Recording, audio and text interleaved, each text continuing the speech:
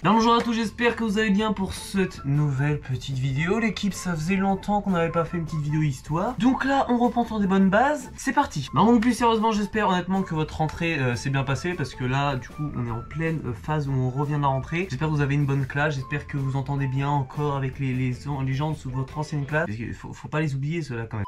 Mais non, donc plus sérieusement, aujourd'hui, une nouvelle petite vidéo histoire. Ça faisait très longtemps que j'avais envie d'en tourner une. Donc, tout simplement, c'est parti. Je vais vous raconter une petite histoire qui, franchement, m'a fait très plaisir à écrire, à écouter, à débattre, à parler, à méditer, à langourer. Non, bon bref, donc vous l'aurez compris, dans cette vidéo, je vais vous raconter l'histoire du plus grand téléphérique du monde. Enfin, c'est pas vraiment le plus grand, parce que du coup, maintenant, ça a changé, parce que c'était une ancienne histoire, mais vous inquiétez pas. Mais bon, bref, on va tout de suite commencer. On va pas perdre plus de temps, parce que je trouve que mes intros sont trop longues en ce moment. En fait, j'ai l'impression que je vous dis trop de trucs dans l'intro, du coup, c'est pour ça que ça vous fait quitter la vidéo, parce que en fait, j'ai regardé mes statistiques, il y a des gens, sur une vidéo de 17 minutes, il reste que 1 minute 50. Eh mais les gars, c'est pas un short, hein, vous pouvez regarder jusqu'à la fin.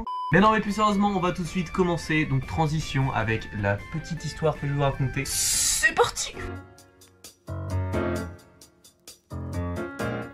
Donc notre histoire commence donc en 1856 dans la petite vallée de Chamonix-Mont-Blanc. Alors Chamonix-Mont-Blanc, c'est une petite ville dans les Alpes, voilà, où vous pouvez retrouver le Mont Blanc principalement, et finalement c'est tout. Et bon bref, donc nous sommes en 1856 dans la petite ville de Chamonix-Mont-Blanc, quand un petit groupe d'explorateurs constitué du comte Fernand de Bouillé avec les guides Alexandre de Wassou et Jean Simon, bon, il y aura aussi 6 autres personnes, mais eux c'est plus un peu des touristes, on s'en bat les couilles on va dire. Ils vont se lancer le challenge d'aller gravir l'aiguille du Midi, qui se situe à plus de 3842 mètres, juste au-dessus de leur tête. Alors donc vous l'aurez compris, le petit groupe se constitue, ils commencent à se préparer, à préparer leurs petites affaires. Et c'est donc dans la nuit du 4 août 1856 que le groupe va commencer son exploration. Bon alors au début il galèrent un peu, hein. Ils escaladent les montagnes, hop, un grappin par là, un grappin par-ci. Et finalement après plusieurs heures de périple, de montagne et tout ça, le groupe va réussir à atteindre l'aiguille du Midi 25 mètres en dessous. Allez, c'est con, c'était vraiment à ça, mais bon, à l'époque, ils savaient pas trop quoi faire, donc 25 mètres en dessous, mais bon, ça leur suffit. Et donc le groupe va officialiser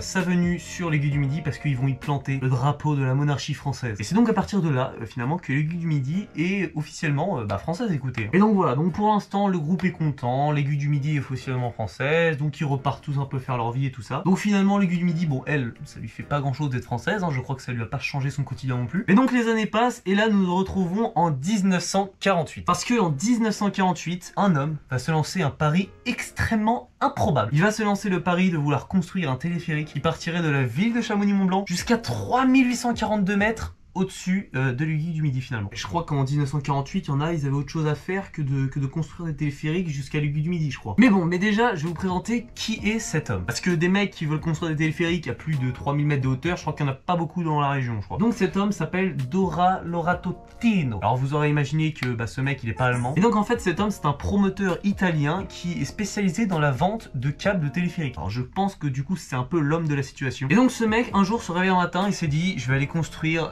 un téléphérique qui partirait de l'aiguille du Midi jusqu'à Chamonix.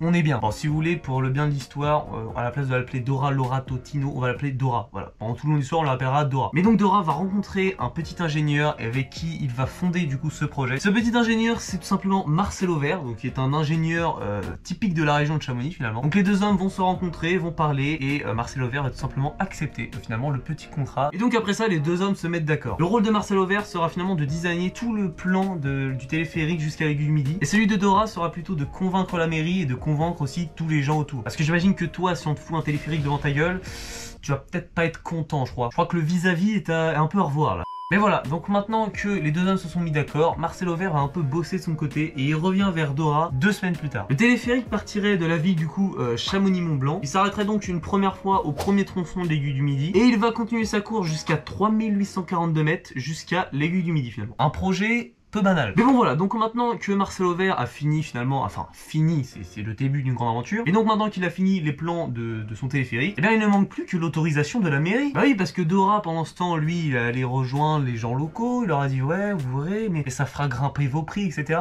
Mais peut-être qu'il a convaincu les gens locaux, mais maintenant il faut aller convaincre la mairie, mon petit Dora. Et donc monsieur Dora Loratotino s'empresse d'aller à la mairie demander l'autorisation, et voici ce qui s'est passé. Bonjour, bonjour. Bonjour monsieur. Bonjour. Alors en fait, je viens pour un petit renseignement si ça vous dérange pas. Alors en fait, j'ai une petite idée comme ça avec un ami. Ça vous dérangerait si je prends un câble, que je le fous le haut de votre aiguille, que je pète l'aiguille, que je fasse une petite station de ski vous en pensez quoi? Bon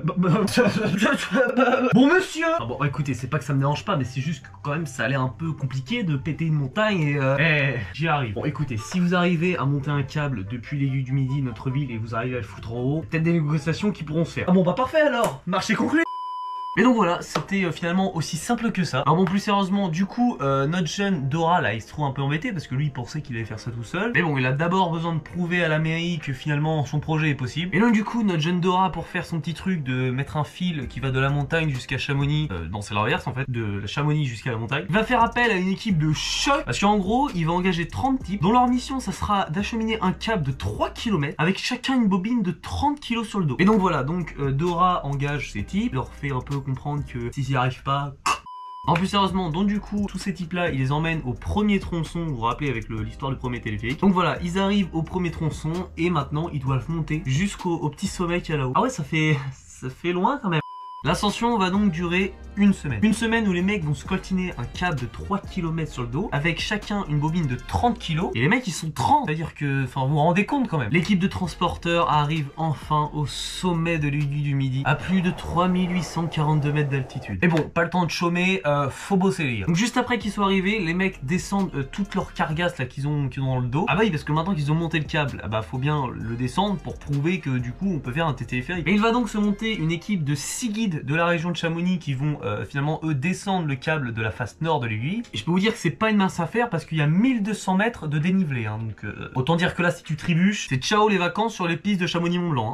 Et donc le 29 juin 1949, une équipe commence à finalement descendre le câble. Alors ça sera vraiment une mission très périlleuse parce que les mecs vont vraiment y passer 9 putains d'heures. Je sais pas si vous vous rendez compte, 9 heures à descendre un câble comme ça, accroché à d'autres mecs en haut. Et c'est donc officiellement le 29 juillet 1949 que le câble sera acheminé au premier tronçon. Et donc maintenant que notre promoteur italien a finalement gagné son pari, bah qu'est-ce qu'il fait figurez-vous? Ah bah oui, bah le type maintenant qu'il a réussi à faire son truc d'un câble à un autre ou je sais pas quoi sur une montagne, ah bah maintenant la mairie lui mange dans la main les gars. Monsieur, c'est bon, j'ai enfin réussi. Alors déjà bonjour et de deux bah vous êtes qui? Mais si enfin c'est moi, Dora Laura Totino, le mec de l'aiguille du Midi. Ah oui vous, le mec avec son téléphérique. Alors on a trouvé notre montagne. Alors justement c'est bon, j'ai enfin réussi à foutre le câble en haut de l'aiguille. Attendez, quoi? Ouais c'est bon, y a plus qu'à le permis de construire puis bah on peut y aller quoi. Ok. Ouais on peut faire ça ouais. Et donc Laura Dora Totino obtient enfin son permis de construire qui va lui permettre de péter une montagne pour faire un téléphérique. Je vous dis cette histoire est toujours aussi chelou hein. Mais donc les travaux du téléphérique vont commencer en 1951. Mais avant toute chose, avant de tout commencer et de faire tous les préparatifs, faut savoir que le projet de faire une petite station en haut d'une montagne, bah les gars ça coûte vraiment très cher. En fait je sais pas si vous vous rendez compte, mais à l'époque c'est énorme et du coup ça coûte à peu près 530 millions de francs. Ah ouais bah là va falloir manger des pâtes mais sur plusieurs générations je pense. Mais bon apparemment ça ne va pas décourager Diro Laura Totino parce qu'il va justement s'engager des meilleurs, il va constituer une équipe de 80 personnes, que ça soit ingénieur, que ça soit travailleur, que ce soit mineur, il va engager tout le monde. Et c'est donc pour ça qu'en 1951, il va former donc du coup cette équipe de 80 personnes que je vous dis, qu'il va donc séparer en deux groupes. Il y aura un groupe qui sera chargé de finalement monter tout le téléphérique avec la télécabine, etc. Et donc un autre groupe qui lui va se charger de construire toute la station juste en haut de la montagne finalement. Donc les ouvriers vont d'abord faire un réseau de monte-charge. En fait du coup ils pourront acheminer finalement tout le matériel qui vient d'en bas jusqu'en haut. Parce que si tu dois le faire tous les jours à la marche, ça sera peut-être un peu compliqué je pense. Et donc maintenant qu'ils sont installés en haut, les mecs, qu'ils ont tout leur matériel, qu'ils ont tous les outils, etc. Bah finalement ils vont se rendre compte que bah c'est pas très facile comme boulot quand même. Bah, parce qu'en fait finalement, même si peut-être on a un beau cadre de vue avec un beau panorama, bah ces ouvriers là vont devoir faire face aux pires conditions de travail mais du monde. Parce qu'en gros déjà de une, le chantier il est vraiment hyper haut. Ce qui fait qu'en gros parfois il y a déjà eu des accidents carrément mortels où ça arrivait régulièrement qu'il y a des gens qui glissaient des plateformes. Et du coup comme une plateforme bah logiquement c'est en dessous du vide, bah, il y avait régulièrement en fait des personnes qui tombaient et qui malheureusement bah décédaient du coup durant le boulot. Et ensuite comme les mecs ils sont du coup à plus de 3800 mètres de hauteur, en fait tous les jours ils devaient faire face à la météo, ce qui fait que parfois il y avait carrément des vents extrêmement violents et extrêmement glaciales du coup, où vraiment parfois ça tapait mais à 200 km/h. C'est-à-dire ta gentillerie du 36 36 il est en train de faire son petit marteau piqueur, ah bah il s'attend pas à ce qu'il y ait une rafale de 200 km/h qui lui arrive dans la gueule, moi je peux te le dire. Et puis ensuite, comme le chantier il était vraiment hyper long, bah les mecs ils avaient besoin de se reposer et tout. Et quand tu te reposes, tu sais, t'as besoin de respirer quand même, donc tu fais une petite pause aération, on va dire. Ah, sauf que là-haut, les mecs, ils sont à 3842 mètres d'altitude. Du coup, la logique, c'est que plus t'es haut, moins il y a d'air. Donc bon, pour faire ta petite pause aération,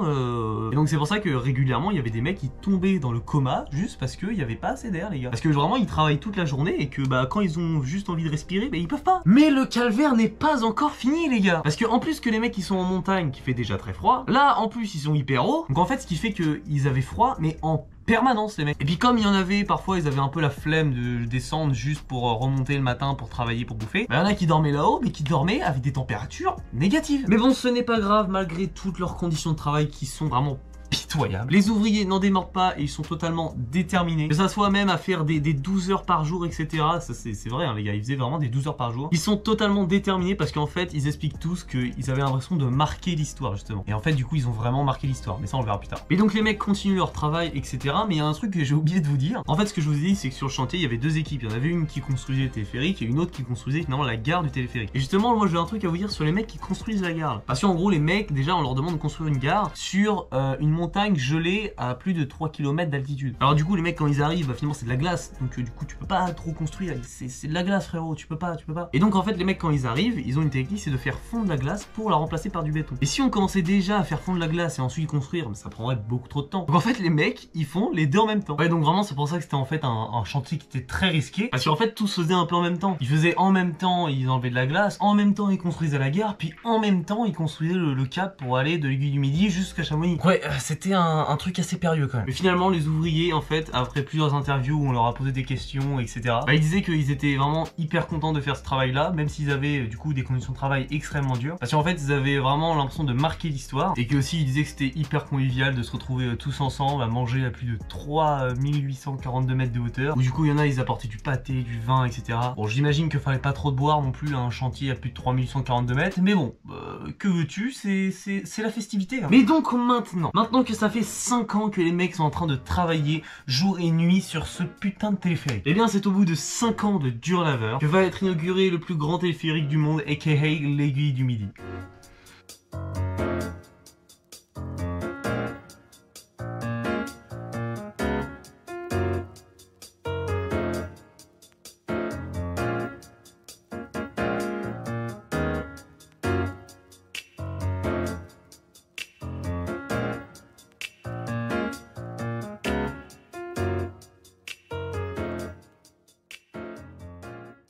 Et finalement, Diro Laura Totino avait le nez fin, on dirait, parce que directement, ça devient l'attraction touristique la plus visitée finalement de toute la région. Parce qu'en fait, là-bas, il y a vraiment tout le monde qui vient. Il y a des touristes, que ce soit pour voir le panorama, il y a des skieurs qui viennent faire des pistes de ski. Il y en a une qui est très célèbre qui s'appelle la Vallée Blanche. Et donc après toute cette histoire, finalement, le propriétaire de l'Aiguille du Midi, donc Dino Laura Totino, va revendre sa construction en 1972, mais pas à n'importe qui, parce qu'il va tout simplement revendre sa construction à l'Office du tourisme de Chamonix-Mont-Blanc. Et donc voilà, donc c'est un peu finalement la fin d'une époque pour l'Aiguille du Midi qui change de propriétaire. En 1991, l'aiguille est totalement rénovée, elle est totalement brossée, etc.